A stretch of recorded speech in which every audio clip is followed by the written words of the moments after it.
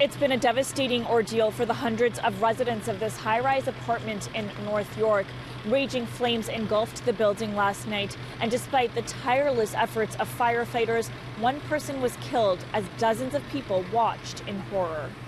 You see it on TV, but you never feel like it's going to happen so close to you. Of course, yeah. It is. I just hope. It's very sad. Yeah. After witnessing one of her own neighbors trapped on the 8th floor balcony of his apartment as a fire rapidly grew around him, Daniela Viana can barely hold back tears as she relives the horrible moments. This man just started running out of the balcony and everyone was just like, run, jump. I was even like, I got scared. It was terrible. I can't imagine.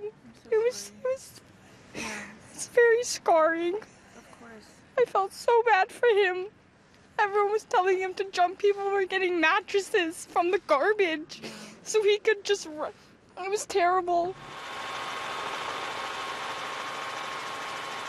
It was a horrific sight. The 5-alarm fire ripped through 3 floors of the building yesterday, starting around 5:30. That's when multiple residents tell us they saw and heard the victim crying for help.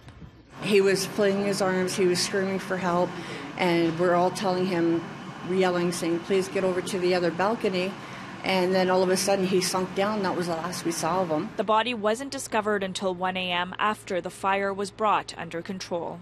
The search for occupants inside the building commenced immediately and literally never stopped.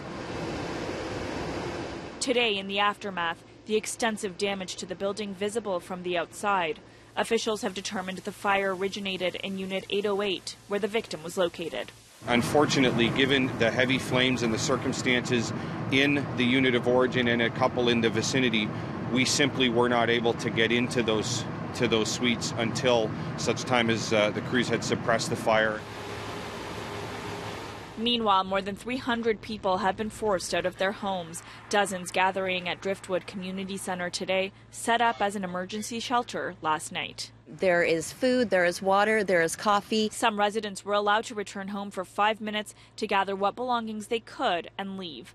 The community coming together in support, even dropping off donated items. It hits close to home, so close to Christmas.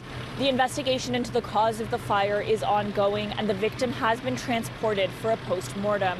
Ahead on City News, we ask officials if there's any indication on when residents can return home. A horrific night for the hundreds of residents of this North York apartment building.